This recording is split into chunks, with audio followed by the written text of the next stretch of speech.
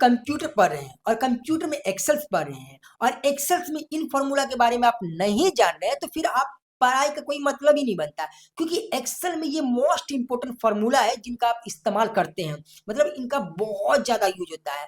वो फॉर्मूला है count, if और इफ्स। इन फॉर्मूला का बहुत ज्यादा एक्सेल्स के अंदर यूज होता है, तो इनके बारे में आपको पता होना चाहिए, आइडिया होना चाहिए कि आप इसका इस्तेमाल किस तरीके से कर सकते हैं और बड़े से बड़े डेटा में कैसे इस फॉर्मूला का इस्तेमाल करके आप टाइम को मैनेज कर सकते हैं, यानी कि टाइम को घटा सकते हैं। लगभग आप 10-20 मिनट का टाइम आप 2-3 मिनट में कर सकते हैं। तो ऐसे में इन फॉर्मूला के बारे में आपको पता होना चाहिए। तो चलिए चलते हैं हम एक्सेल्स के अंदर जानते हैं इन फॉर्मूला के बारे में। वीडियो में नए हैं और चैनल पे पहली बार आए हैं तो चैनल को सब्सक्राइब करके बेल आइकन को प्रेस कर दीजिए और इस वीडियो को देखने के बाद आप जरूर कमेंट करके बताएं कि ये वीडियो आपको कैसा लगा, क्योंकि ऐसे इंटरेस्टिंग वीडियो आपको इसी चैनल पे मिलते रहते हैं। देखिए यहाँ पे हमने लिखे count, if, ifs, lookup, V lookup, H lookup, x lookup. ये हमने इसलिए डेटा यहाँ पे तैयार कर दिया कि ताकि आपको ज्यादा टाइम न लगे, क्योंकि अगर हम इसमें डेटा तैयार करेंगे फिर आपको बताएंगे तो टाइम लग जाएगा।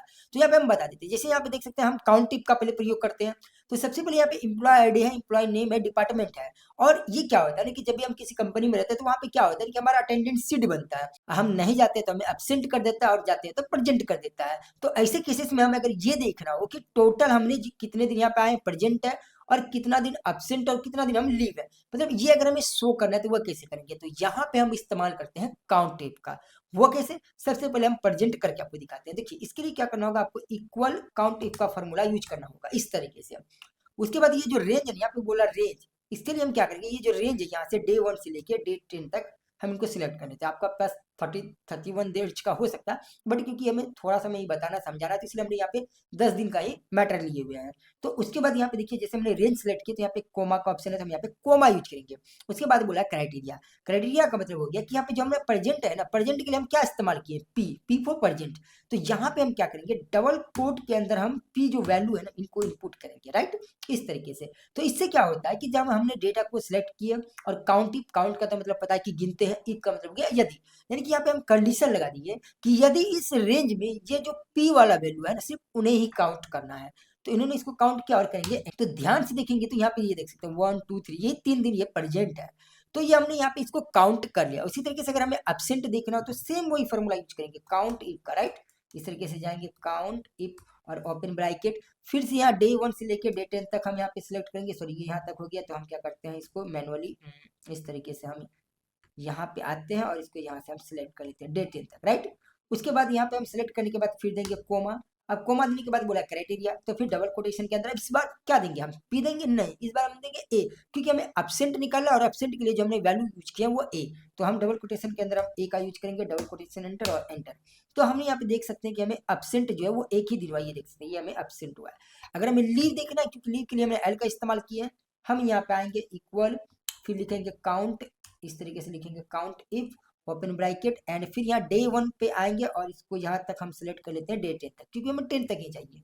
फिर कोमा, इस बार डबल कोटेशन के अंदर हम एल का इस्तेमाल करेंगे, चूज एल फॉर लीव और एंटर। तो यहाँ पे देख सकते हैं हमने 6 दिन लीव किए, राइट। तो हमें जब काउंट टिप का यूज करके हम अटेंडेंस का शीट गिन सकते हैं, किसी भी डेटा को हम काउंट कर सकते हैं, तो वहां पे हम इस्तेमाल करते हैं काउंट इफ का। तो आई होप कि आपको पता चल गया होगा कि हम काउंट टिप का कैसे इस्तेमाल करें।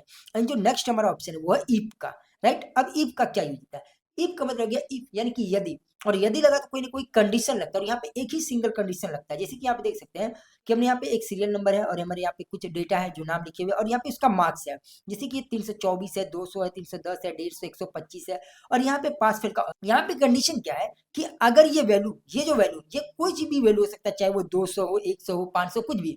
तो यहाँ पे कंडीशन क्या है कि अगर ये वैल्यू 150 या 150 से ज्यादा होता है तो वो पास हो जाना चाहिए, और 150 से कम होता है तो यानी कि 149 से कम होता है तो क्या हो, वो फेल हो। क्योंकि आप सभी को पता है कि मैट्रिक और इंटर बिहार में जो रिजल्ट देता है तो उसमें से अगर 150 से ज्यादा स्टूडेंट अगर नंबर लाता है तो वो पास कर जाता है, बट अगर 150 से कम हो तो वो फेल कर जाता है। तो अगर यहाँ पे हमारे सामने इतने डेटा है, अगर मैनुअली की तो टाइम लगेगा, तो ऐसे केसेस में हम कैसे करें, तो इसके लिए हम करते हैं इफ का यूज, राइट। तो देखिए इसके लिए क्या करेंगे, यहाँ पे लिखेंगे इक्वल और इफ ओपन ब्रैकेट। अब इस वैल्यू को हम सिलेक्ट करेंगे। देखिए ये वैल्यू सिलेक्ट नहीं होता, बल्कि ये जो सेल है इनको सिलेक्ट करते हैं। यहाँ पे 324 की जगह कुछ भी हो सकता है।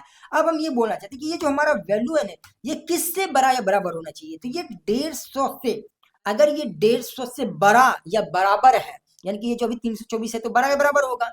तो अगर ये वैल्यू 150 से बड़ा या बराबर हो तो हम क्या दिखाना चाहते हैं, तो हम इसे दिखाना चाहते हैं कि ये पास हो जाए, तो हम डबल कोट के अंदर इसको कर देंगे पास, राइट।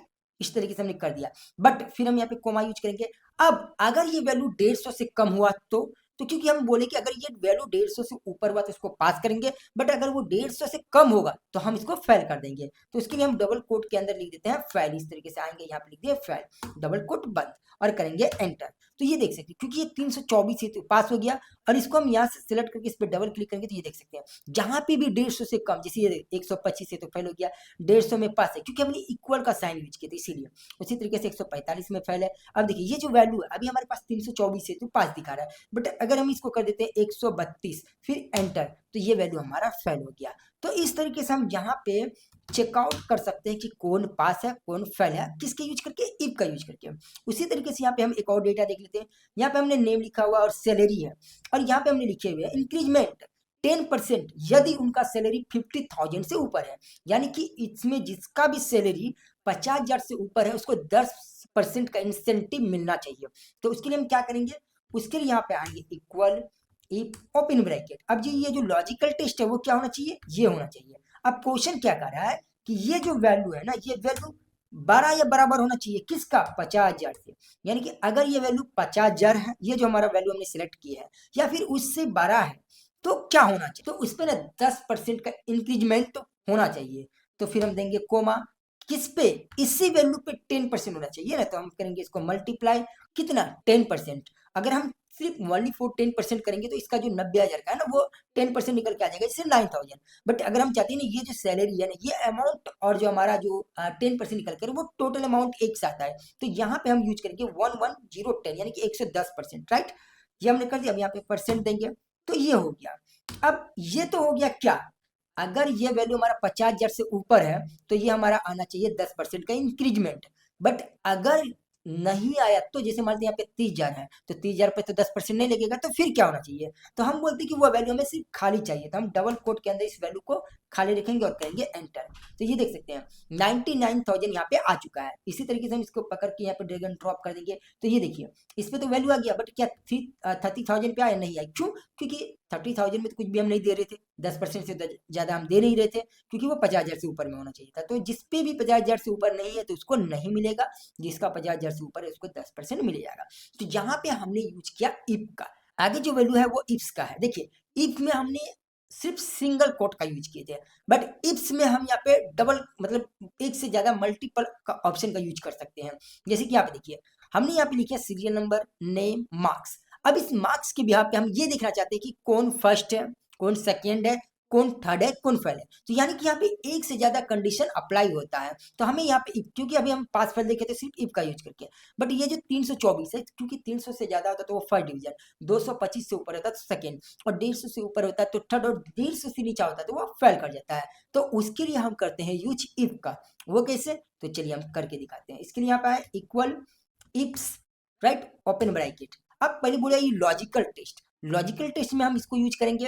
अब ये वैल्यू अगर 12 या बराबर हो किसका, 300 का, तो फिर क्या होना चाहिए, तो अगर ये वैल्यू 300 से ज्यादा होगा तो वो फर्स्ट होना चाहिए। तो यहाँ पे हम कोमा देंगे और डबल कोटेशन के अंदर हम यहाँ पे फर्स्ट का यूज करेंगे, डबल कोटेशन बंद।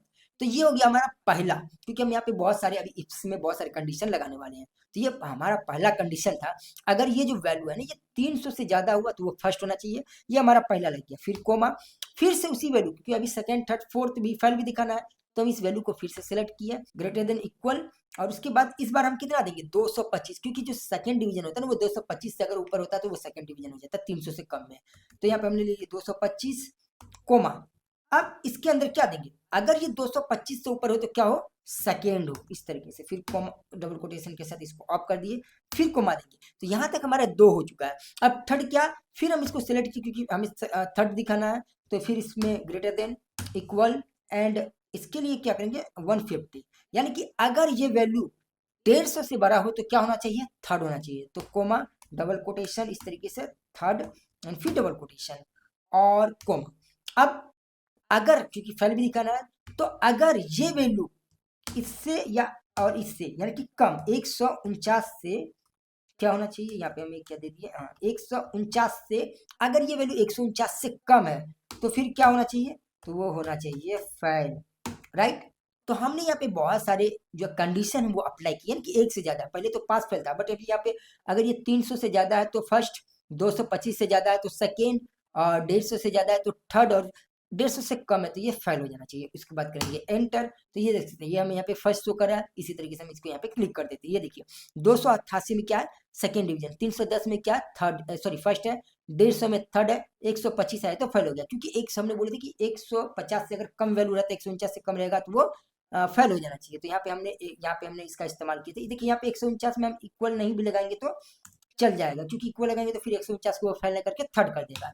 तो ये देख सकते हैं इस तरीके से हमने यहाँ पे इसको यूज कर लिया इस तरीके से, राइट। तो आई होप कि आपको यहाँ पे इफ्स के बारे में पता चला होगा। इसी तरीके से हमने यहाँ पे लिखे इंक्रीजमेंट, जहाँ पे कि अगर 70,000 से ज्यादा होगा तो 20%, 50,000 से ज्यादा होगा तो 15%, 30,000 में होगा ज्यादा तो 10%, और 29,000 से कम में 5%। तो इसको आप खुद से बनाइए, ये आपके लिए जो होमवर्क है, क्योंकि आप भी खुद से ट्राई कीजिए कि इसका हम इस्तेमाल कैसे करेंगे। तो आई होप कि आपको यहाँ पे पता चला होगा कि काउंट इफ और इफ्स का क्या यूज है।